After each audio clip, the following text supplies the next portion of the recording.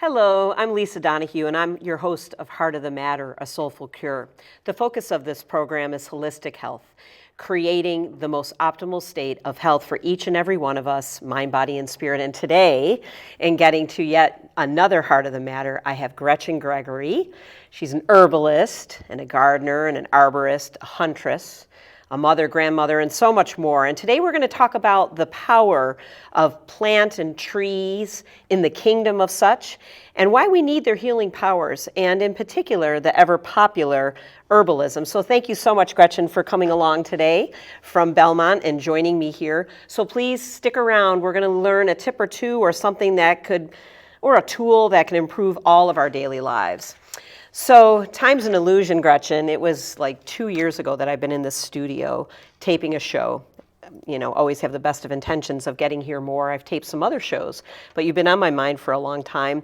And I just wanted to think about a quote since we're still in November, which is my birthday month. God, I love Scorpios. Georgia O'Keeffe always said, "I've been absolutely terrified every moment of my life, and I've never let it keep me from doing a single thing I wanted to do." So I continue to do these shows. I enjoy doing them, and I feel totally complete in having you here today. So thanks for coming. Well, thank you, Lisa. Oh. I would do anything for you, to tell you the truth. Wow, that's really kind. That's really kind. Yeah, and I appreciate everything you've done with supporting the whole the herbalism business. So it means a lot to me. We work hand in hand. Yes, we do. And you know, it's interesting. In a second, I'm going to have you explain a little bit about your background and education and interests. But initially, I recall this blustery, snowy night that you and I met after I washed my hands at our office, and you called because you were going to help some people in your community. And I just wanted to mention that. We don't need to get into anything further, but I just still remember that night and how powerful it was for me. And to stay friends all of these years means a lot to me. And so before you tell us a little bit about your background, I also hear that you're a bear hunting record in the state of Maine owner, or isn't that true? Like, don't you own a record? Only not completely for the end of the year, but for the first week of the Maine season I did.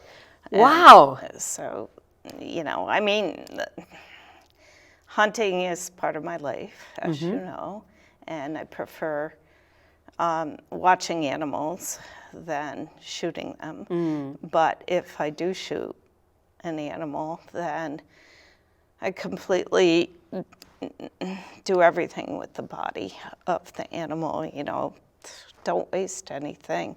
So a lot of my products are made out of rendered bear fat.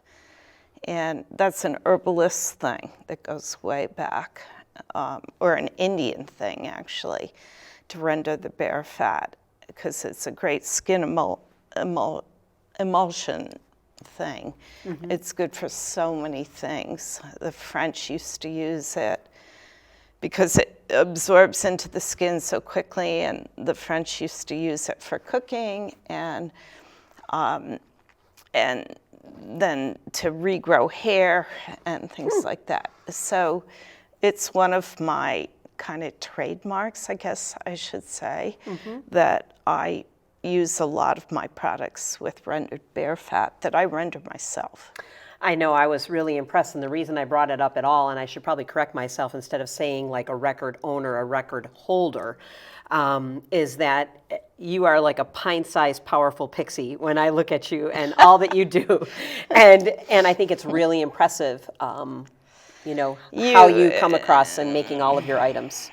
Yeah, it comes from experience and being in the woods a lot, and also appreciating the animal for what it is. And any animal, because I do hunt, and any animal, I would never just waste any parts. And part of it was that hunting bear, they waste the fat. Usually, traditionally, people don't want the fat. So I found actually, that the fur of bear is the softest fur that I have ever met on any animal. And I started to research it in my own head, and I realized it was because of the fat that they hold under there. So bear are they're amazing animals because they have the fat, and that's why I use it. And it just goes right into your skin. It's beautiful. That's great. Well, I appreciate you giving us that little update.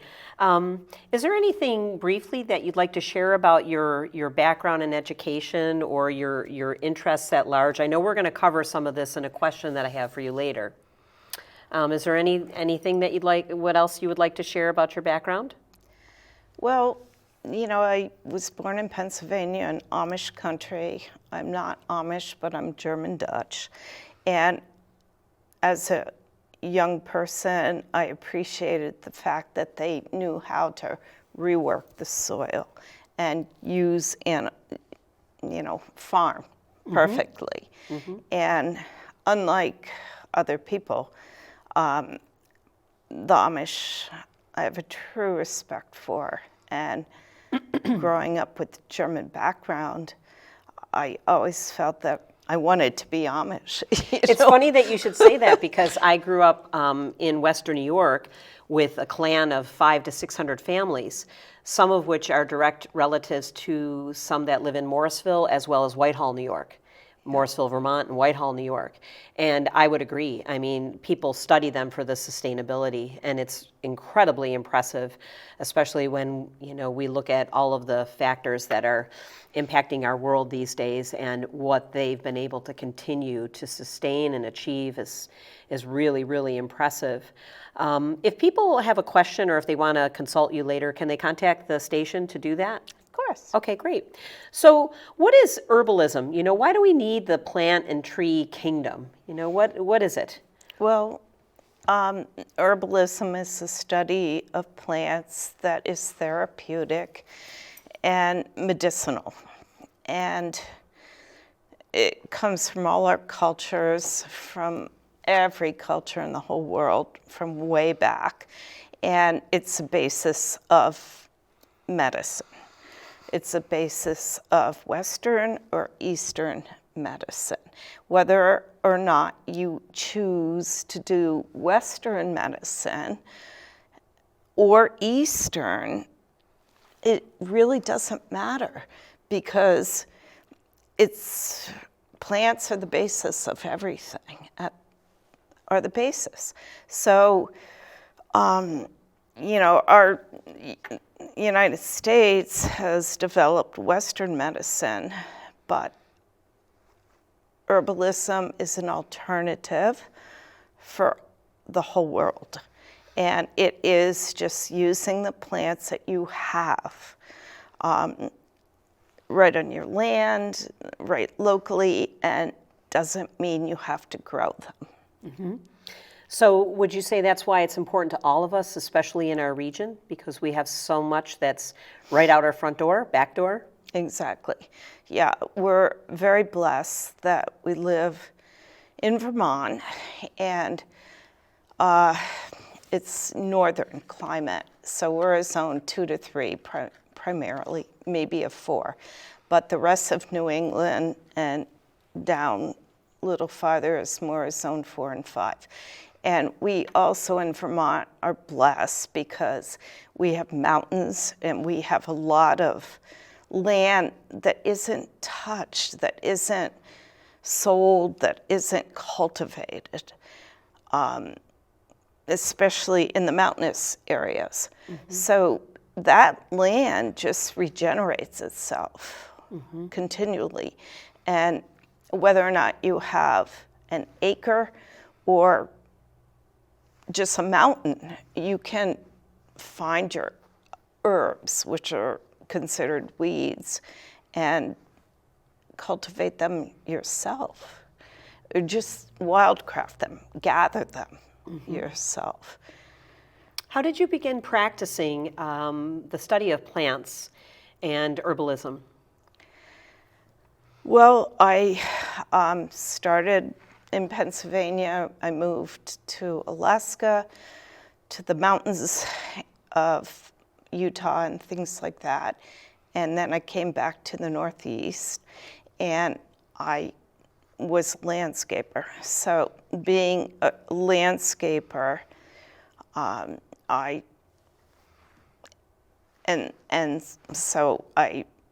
didn't want to throw weeds away. In Vermont, being a landscaper, I wasn't going to throw weeds away. So I had a natural instinct, and I went to a class with a Rosemary Gladstar class, a one-year class, and it gave you the basics of the herbs, but they're all herbs that are growing around here, and that's what's very important, is to know that the herbs in Vermont, the weeds in Vermont are herbs. You don't need to grow them in a greenhouse, many of them. It's not basil and parsley. I mean, they're all herbs, but a lot of medicinal herbs just are on your property, and as long as you don't have chemicals, you can wildcraft them yourself and make your own medicinal products, and that's what I started to do a long time ago. And what are some of the benefits of doing that, Gretchen, would you say? And can you give us some examples? Well, when I first got back to Vermont, I was pregnant, so I had a child, and I wanted to grow up in an area with my children that was safe and better than Alaska, so and Alaska's great as well, but Vermont has so many herbs, wild crafted herbs that you can do by yourself, that I took the apprenticeship program from Rosemary Gladstar, and I already was doing things on my own. So you have to learn as you go about, like trial and error, just Exactly. giving it a go. And if you have a child, then it's not trial and error. You have to have a pretty good understanding. Definitely. I feel that with the apple cider vinegar that I continue to craft with my family, that in the beginning, I didn't know what I was doing. I certainly read about it a lot. I certainly played around a lot with it, and I tried to perfect it, and I think I'm close to being there. But the bottom line is, it's just time on task. I just was doing it, and I continued to do it, and to keep trying new things, and I think it's paid off. How can we apply herbalism to our everyday lives? So that's a good question, because people think that herbs you either have to buy in the store or grow in a garden. But in Vermont, because we're a zone 2 or 3, a lot of medicinal herbs are just growing in nature. And you can pick them and wildcraft and learn 10 herbs to begin with. For example, if you're interested in herbs for your immune system coming into the winter. Yeah, now that we're getting into, even though I don't like to label it as cold and flu symptoms, or season rather, I'd rather not celebrate it at all. But let's face it, with the change of the seasons, there are things that occur. So what would you suggest? So a few things that I do is, you want herbs that are full of vitamin C. So rose hips, for example, are full of vitamin C if you have rose hips. And strawberry leaf, just wild strawberry leaf, raspberry leaf. There's so many herbs that are full of vitamin C. And then with the immune system, there's other herbs, but I would start with, I make teas that are full of vitamin C to begin with. And then honeys are good to mix. The honeys, coneflower, which is echinacea, is huge. And an easy thing to do is, if you have a coneflower, either take the root or take the actual flower and put it in honey, and then put the honey in your tea. Would you grind up the echinacea flower or, coneflower? Nope, full. Just by itself in honey and just set it aside for a little bit? Yep. Really? Well, that's really And cool. then draw it off, because echinacea has a big head to the flower, so it has a lot of bee pollen in it. And you have to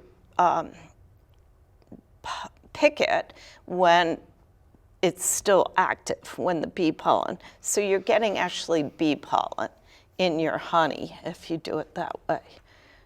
How interesting. How do you recommend people talk to their healthcare provider about what they might be doing with plants and herbs and things, and why should we? Yeah, so I would always talk. Or could we, I guess I should say. Yeah, talk to your healthcare provider. As I said before, it's an alternative medicine at this point, and you shouldn't just go out and wildcraft your own herbs if you think there's any kind of herbicides or salt from the road, anything like that, then don't do it. You can buy them from my tea room or online. But start with 10 herbs, and if you mention to your healthcare provider that you are trying to make a tea with strawberry leaves and echinacea, they'll probably say, yes, it's fine. I mean, It's good to just keep the conversation flowing.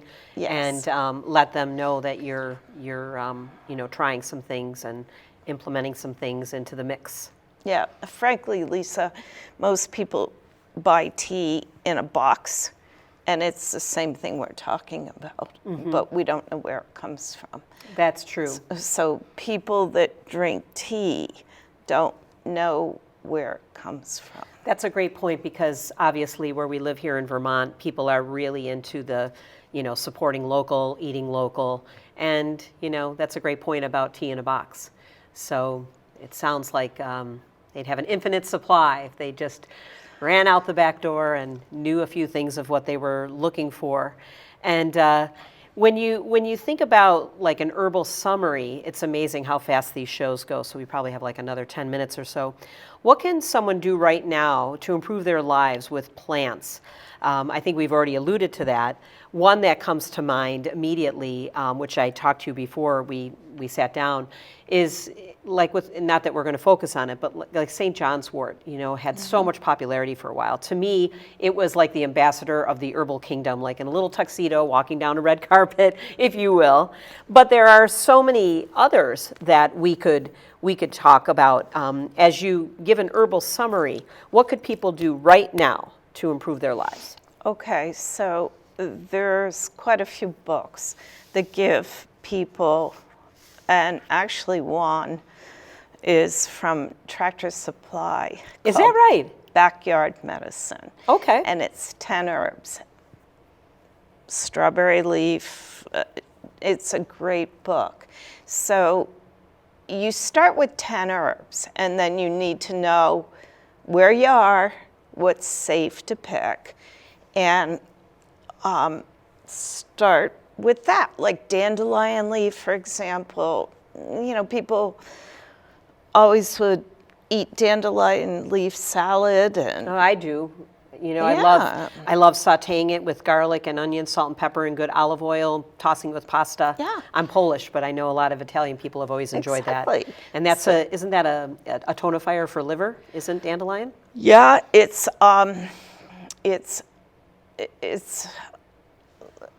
there's certain herbs that are,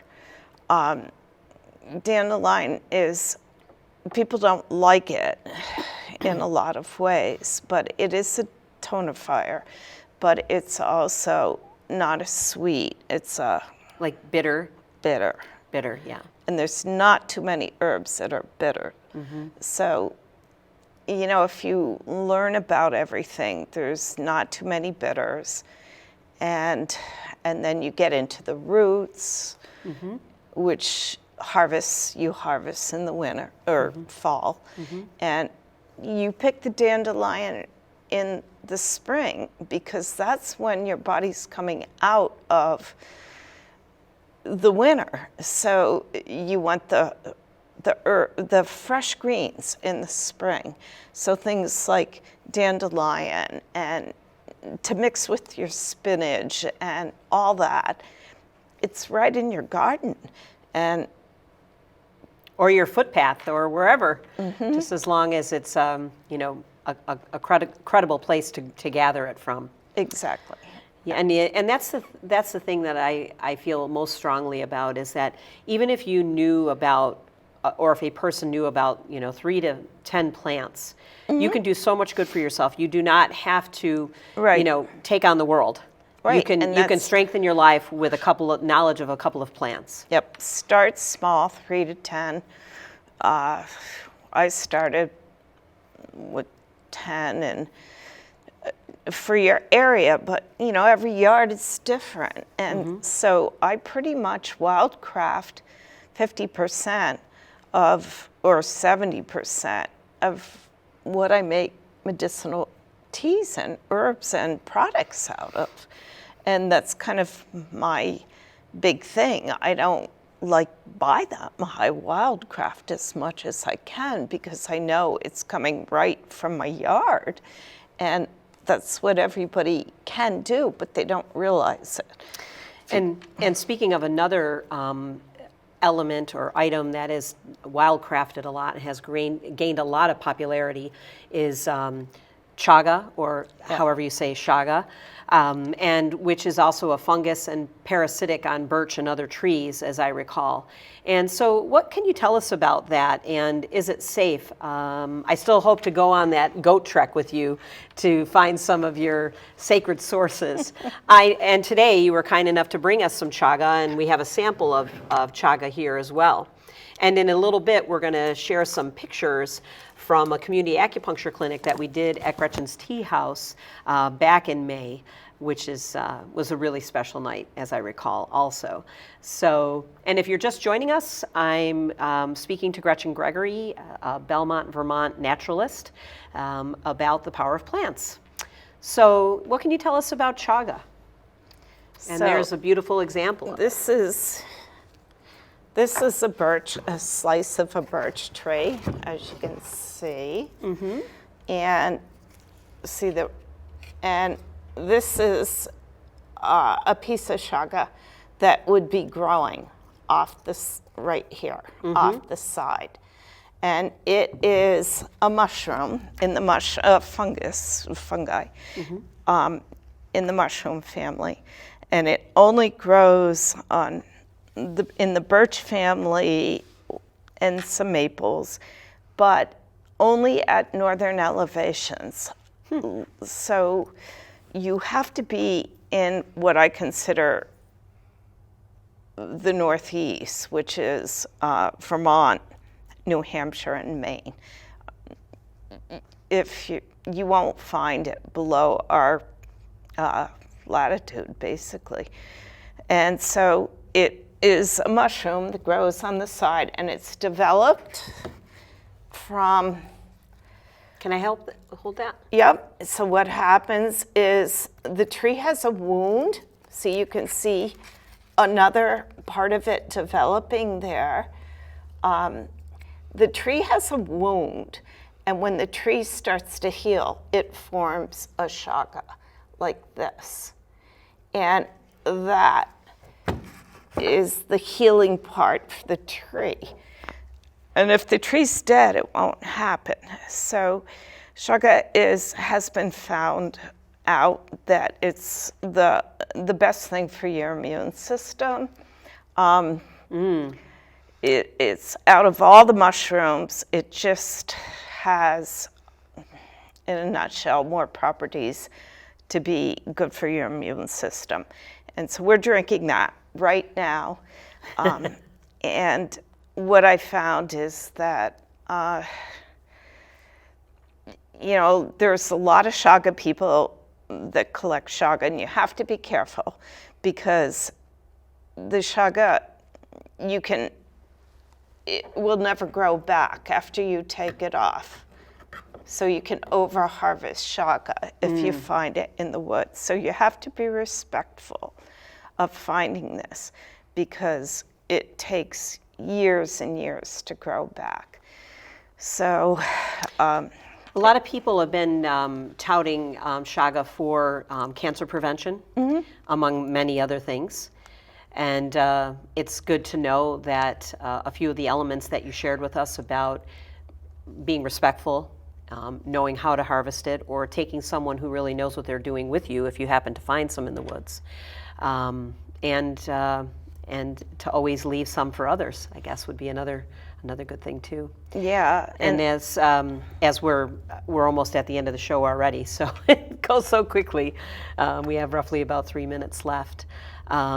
Is there anything else that you want to share about the chaga? Yeah. So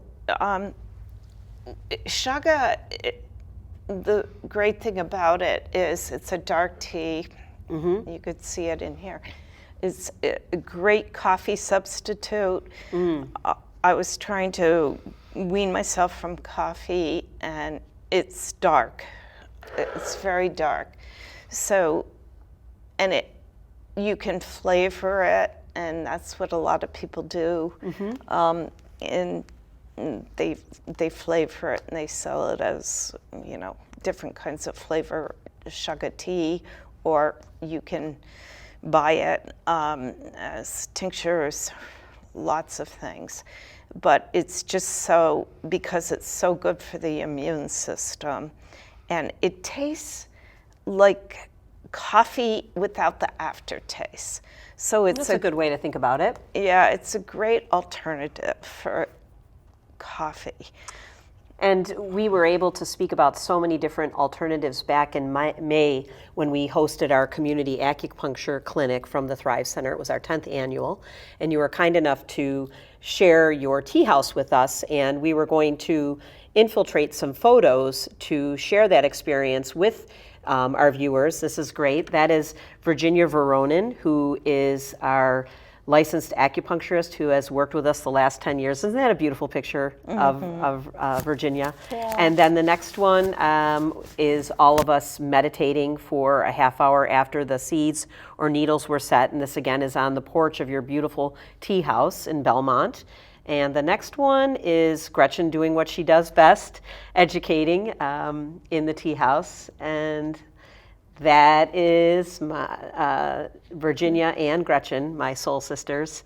And I think that was one of the chief reasons that another view of your beautiful workspace, that I wanted to have you on the show was because people like you have so much to share with our population at large, and so much knowledge that you've acquired, indigenous knowledge, and it would be a real shame not to be able to share that with other people.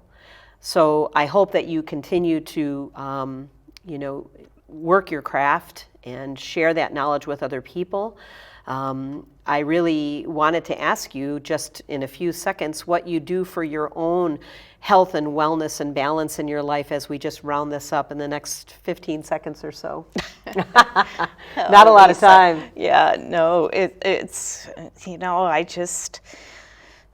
I love to cook, and I've always wanted to take care of my children, and then I've been a landscaper and gardener my whole life, so you put the whole thing together, and then you make medicine. That in more than one way. Well, Gretchen, I can't thank you enough for joining us today. Thank you. And You're welcome. And stay tuned for my next Heart of the Matter. Hopefully I'll have a few more segments this year as the stars align. And remember to stay in beginner and big mind, because we really need a lot of compassion out there. Thank you very much, and we'll see you next time.